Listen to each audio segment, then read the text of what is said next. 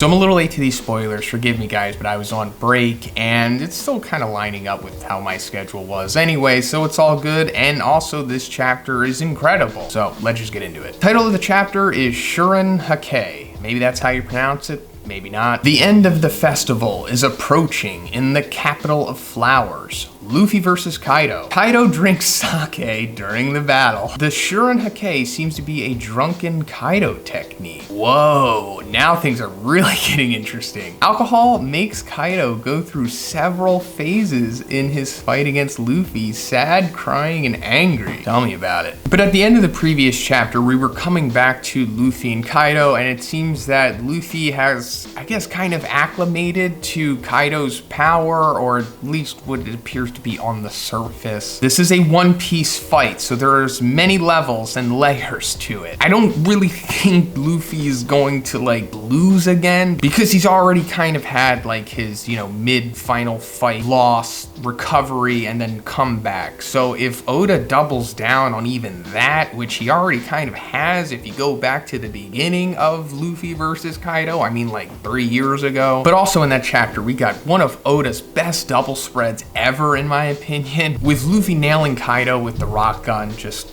so good. But after that, we saw Luffy and Kaido kind of having like this odd camaraderie now, where Luffy was like, I'm having fun now, and Kaido's like, yeah, so am I. And this is definitely different than what we typically see with Luffy going against these big end of arc villains. Usually it comes to them realizing that Luffy is going to defeat them, and then they do the classic, manic villain thing where they're like, super ultimate attack. And I'm not saying that Kaido's not going to do that, but this is, a nice change of pace. And I also talked about what I'm gonna say in my previous video, but I was like saying it, but I didn't outright directly say it, and that's, I'm pretty sure Kaido is like a D. I mean, I could be wrong, but it just really seems that way because, like in the previous chapter, King was like, can you change the world? And I said that essentially meant that like, hey, Kaido, can you bring the dawn? He was like, I'm the only one who can. And he also, knows about Joy Boy, and he's implied to be half ancient giant. And considering that he's doing like the laughing thing here with Luffy and they're having fun, it just seems like he's probably a D. I mean, Blackbeard's a D anyway, and it's ultimately gonna come down to us seeing that I guess the Yonkos were just Luffy's rivals because they're all trying to achieve the same goal, which find Laugh Tale and take down the world government. Because the enemy of my enemy is my friend. Kaido says, Gundari, Ryusugun. And Luffy says, Gomu Gomu no Rock Gatling. We went to the castle of Pangaea in Marijois. Whoa.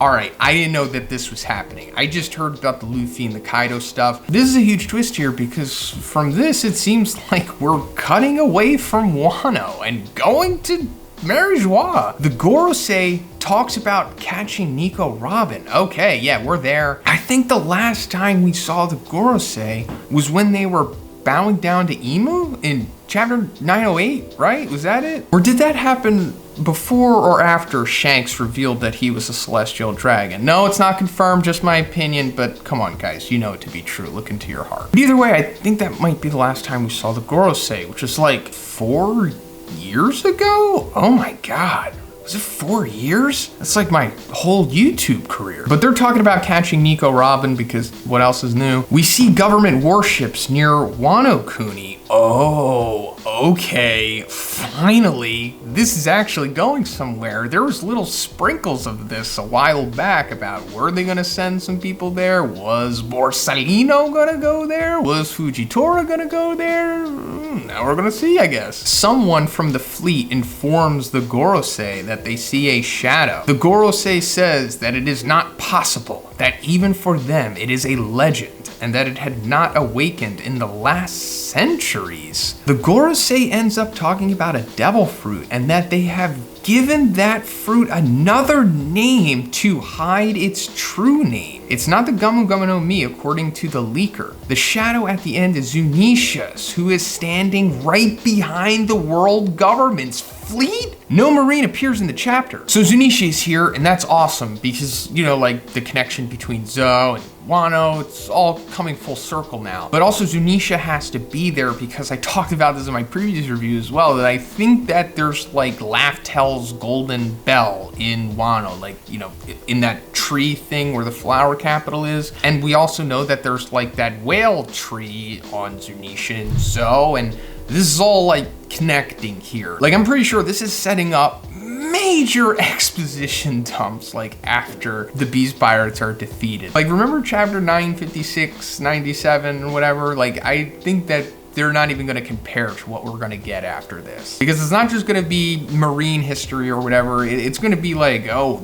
Laugh-Tale and Jaya, and we gotta go here, Roan Poneglyphs. Now, as for the fruit they're talking about, I can't see the page, obviously. I have very little context here. And the leaker is also saying, of course, that it's not the Gomu Gomu no Mi, which doesn't mean that that's 100% true. The leaker sometimes is mistaken themselves. And it's not like they're trying to like purposely deceive us. It's just they see something and they perceive it a certain way. I've done this many times myself. Like whenever we see these leaked panels or whatever, you know, in the very crude potato-esque quality that they are, you see some things, you're like, oh, that looks like this. And then when you actually see the full page, it's like, oh, it actually didn't really look like that. So it could be the Gomu Gomu no Mi. I'm not completely putting that off the table, especially since it was talked about a couple chapters back when Who's Who was talking about how like he was transporting the fruit to the world government or something, and then he got hijacked by Shanks, and then that's how Luffy wound up getting it. So I wouldn't be surprised if it is the rubber fruit, and you know, this is just coming full circle once again in this very arc. And there's also a lot of speculation where maybe Joy Boy had the Gomu Gomu no Mi originally, and that's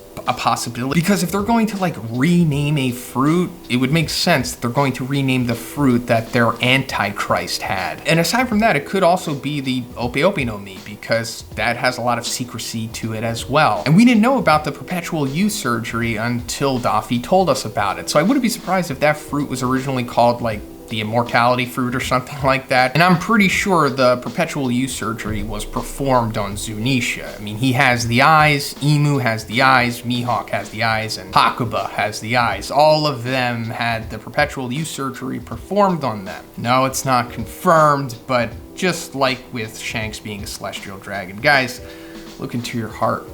You know this to be true. But yeah, that's pretty much it for the spoilers, I guess. Really excited for this chapter, guys. What is that fruit?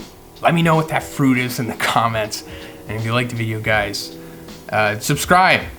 Liking and disliking doesn't matter anymore. So I guess just subscribe, please. And have a great day. See you next one.